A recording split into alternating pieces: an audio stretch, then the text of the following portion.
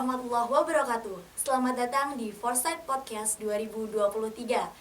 Halo teman-teman, Sobat Foresight semuanya. Kenalin, aku Diah Mekar dari F19. Kita bersama lagi nih di podcast Foresight 2023 dengan tema Be Yourself and Go Beyond Your Limit. Nah, aku bersemangat banget nih karena aku akan menemani narasumber kita yang keren banget, yaitu Kak Tubagus Aditya Rizky. Halo Kak, apa kabar dan gimana nih kehidupan sebagai fresh graduate? Oke, halo dia. Sebelumnya saya menyampaikan kalau saya senang banget nih bisa mengisi acara podcast Foresight ini, dan kabar saya alhamdulillah baik. Untuk feels gimana rasanya setelah lulus jadi fresh graduate, kayak so-so sih, sama kayak kamu dan mungkin teman-teman semua di sini. Saya juga masih belajar lagi nih dia. Saya setelah lulus bulan Agustus kemarin, saya memutuskan untuk lanjut lagi belajar S2 di IPB. Wah, keren banget ya sobat-sobat Forces. Kak Adit memutuskan untuk lanjut ke S2 di IPB ini. Nah, untuk teman-teman ketahui kalau Kak Adit ini pernah menjadi ketua dari divisi Komdev di Forces tahun 2022. Selanjutnya menjadi delegasi dari PKMK di Pimnas tahun 2022. Dan yang terbaru, Kak Adit ini adalah peraih IPK tertinggi di wisuda tahun 2023 dari Fakultas Kehutanan. Keren banget ya Kak Adit ya. Nah, padahal teman-teman ketahui juga ya, kalau misalnya kehidupan di kampus itu kan sangat hektik. Aku bingung nih Kak, gimana Kak Adit nih menumbuhkan rasa kayak, gua tuh nggak bisa nih kalau misalnya cuma di akademik aja, tapi harus berprestasi di kegiatan-kegiatan lain. Atau alias menumbuhkan self-development dari Kak Adit. Gimana sih Kak cara Kakak? Oke, dia benar banget. Untuk kuliah ini kita nggak harus sekedar kuliah aja nih. Kita juga harus mencari sesuatu yang bisa membuat kita terus berkembang. Salah satunya adalah self-development yang tadi dia bilang. Sebelumnya perlu diketahui nih teman-teman, kalau self-development itu merupakan proses untuk mengembangkan diri. Dan di dalam prosesnya itu teman-teman bisa meningkatkan kemampuan atau skill yang kita punya, kemudian knowledge atau pengetahuan, dan juga pemahaman terhadap diri sendiri. Jadi jika kita paham terhadap diri sendiri, kita akan lebih mudah untuk mendevelop diri kita seperti itu. Dan dari situ tentunya kegiatan perkuliahan kita tidak akan boring gitu-gitu saja, dan bahkan kita akan mendapatkan banyak sekali hal-hal positif yang dapat meningkatkan kualitas diri kita gitu ya. Oke, setuju Kak. Mungkin secara teori sobat-sobat Forces udah tahu banget ya tentang self development. Tapi nih menurut pengalaman aku dan mungkin sobat-sobat Forces di luar sana yang masih kehidupan kampusnya itu nyantuy, let it flow, YOLO gitu Kak. Itu ngerasa kalau misalnya self development ini seberapa pentingnya sih bagi kehidupan kita, dan apakah terkait gitu sama kehidupan kita nanti di luar kampus. Oke, penting banget dia dan teman-teman semua. Bagi aku pribadi nih, self development itu merupakan kunci untuk kita, untuk aku sendiri bertahan di fase-fase quarter life crisis kayak gitu. Teman-teman pasti udah pada tahu dan pernah dengar kan quarter life crisis itu, dimana aku, kamu, dan teman-teman semua nih sebagai remaja ataupun mahasiswa yang di umur 20 sampai 25 mungkin, itu lagi berada di fase-fase yang gampang tertekan, terus gampang banget boring, dan gampang banget merasa susah untuk mengambil keputusan yang benar dalam kegiatan yang kita lakukan. Nah, menurut aku pribadi, self-development ini sangat membantu aku meringankan dan menjadi katalisator dalam aku keluar dari fase-fase tersebut. Seperti itu dia. Oke Kak, aku jadinya udah paham nih apa pentingnya dari self development. Tapi ini di kasus yang sama, kalau misalnya aku dan sobat-sobat Forces yang ada di luar sana, itu tuh udah terlalu capek dan mager sama kehektikan dari dunia kampus, dan kita tuh nggak pingin untuk memulai hal-hal baru atau habit baru. Bisa nggak sih Kak kalau misalnya self development ini beriringan dengan apa yang kita sukai? Misalnya contohnya aku dan banyak orang di luar sana yang hobi nonton. Bisa nggak sih atau emangnya ada ya prestasi-prestasi yang beriringan sama hobi nonton itu? Oke, jawabannya pasti ada. Dan menurut aku juga, hobi itu menjadi salah satu langkah kecil atau langkah awal kita untuk mendevelop diri sendiri kayak gitu. Hobi itu kan segala sesuatu yang kita suka, seperti yang tadi dia bilang. Kemudian di hobi ini kita akan menjalankannya secara berkelanjutan, nggak cuma sekali dua kali dong kita lakukan hobi itu. Nah, jadi dalam melakukannya kita akan mendapat segala peningkatan kemampuan yang bisa dibilang self development itu sendiri. Sebagai contoh nih, tadi kamu suka atau hobi menonton film. Apakah bisa itu menjadi self development? Jawabannya bisa banget. Karena dengan kita banyak menonton film, banyak banget itu pengetahuan-pengetahuan baru yang kita dapat dari film tersebut. Entah dari tokoh pemainnya, entah dari jalan ceritanya, ataupun bisa juga dari bahasa yang digunakan dalam film tersebut.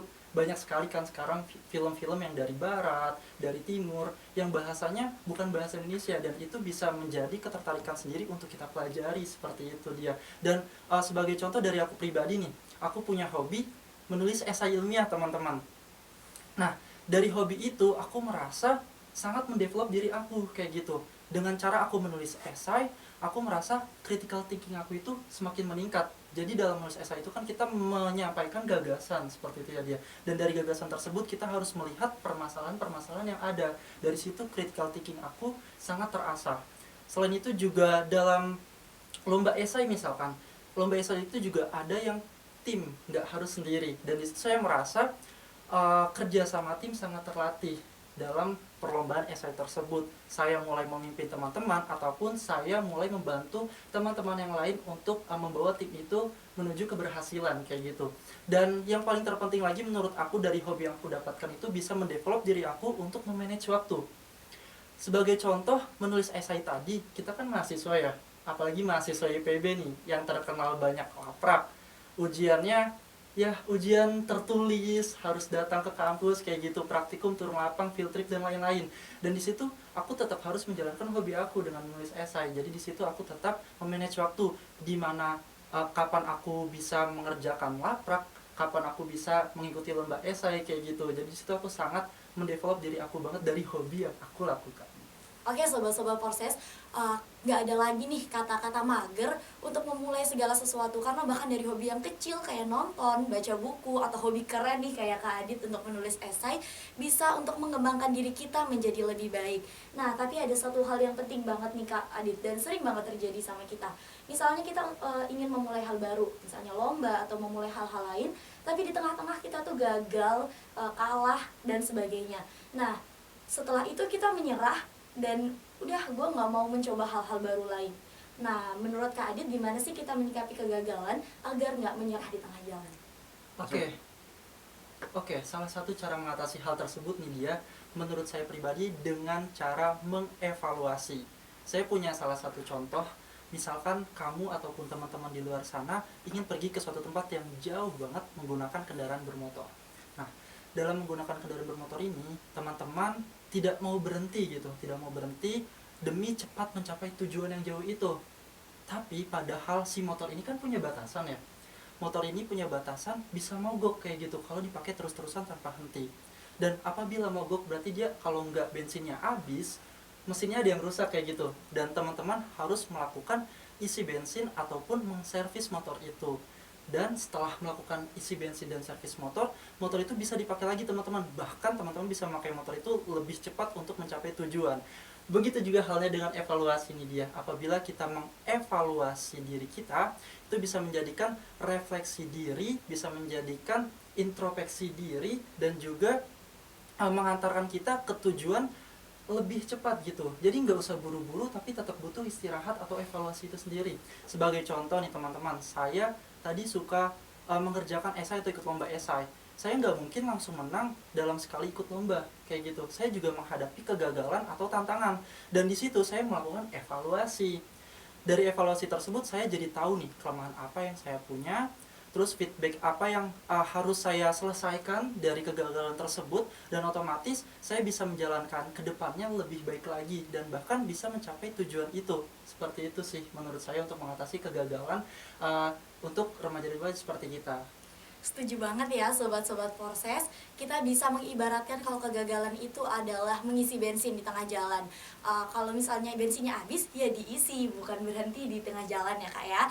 Selanjutnya, apa sih Kak menurut Kakak, lalu selanjutnya, apa sih Kak menurut Kakak contoh self development yang sederhana yang bikin aku dan sobat-sobat Porses di luar sana ngerasa dari sini nih gue bisa memulai hal baru untuk self development? Oke, Seperti yang udah saya sampaikan tadi ya dia, salah satu cara paling sederhana untuk melakukan self development itu adalah melakukan hobi kita. Dari hobi yang sederhana maupun yang kompleks itu bisa mendevelop diri sendiri. Tapi ada satu hal lagi nih yang paling penting dia, yaitu networking. Networking ini merupakan salah satu pihak atau lingkungan yang bisa membantu kita untuk mendevelop diri lebih baik lagi. Sebagai contohnya, saya suka lomba esai, saya suka menulis karya ilmiah. Saya memilih untuk bergabung di UKM Forces ini. Nah, dari UKM Forces ini, sebagai networking yang saya punya, dia sangat memberi banyak banget hal-hal positif untuk diri saya, untuk mendevelop diri saya sendiri. Sebagai contohnya, saya mendapat banyak sekali basic-basic kepenulisan ilmiah. Kemudian saya banyak sekali mendapat mentoring-mentoring dari kakak-kakak yang ahli maupun berpengalaman di Forces itu sendiri. Dan juga saya banyak sekali relasi-relasi atau teman-teman seangkatan yang benar-benar sefrekuensi sama saya, yang suka nulis, yang suka lomba. Jadi di situ saya merasa rasa malas saya untuk produktif itu jadi lebih sedikit gitu loh gara-gara mereka, dan saya lebih semangat karena mereka juga bisa membantu saya untuk mengatasi mungkin hal-hal yang kurang dari diri saya kayak gitu. Jadi dengan hobi tersebut, dengan networking tersebut, kita bisa mendevelop diri lebih baik dan mencapai achievement atau prestasi seperti itu. Keren banget gak sih teman-teman sobat-sobat Forces? Sorry. Keren banget gak sih sobat-sobat Forces? Kita bisa tahu kalau kita nih sebagai anggota Forces udah ada di wadah yang keren dan bisa memaksimalkan potensi yang ada di dalam diri kita. Nah mungkin hanya itu nih Kak yang bisa aku tanya-tanya ke Kakak karena keterbatasan waktu juga. Tapi aku berharap di kemudian hari kita bisa ketemu lagi dan membincangkan hal-hal yang keren seperti ini. Nah luar biasa juga ya untuk teman-teman sobat-sobat Forces.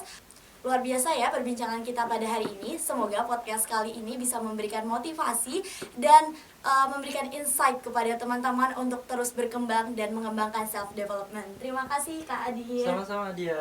Oke, untuk selanjutnya mungkin bincang-bincang kita pada hari ini cukup. Saya Dia Mekar dari F19 pamit undur diri. Wassalamualaikum warahmatullahi wabarakatuh. Waalaikumsalam warahmatullahi wabarakatuh.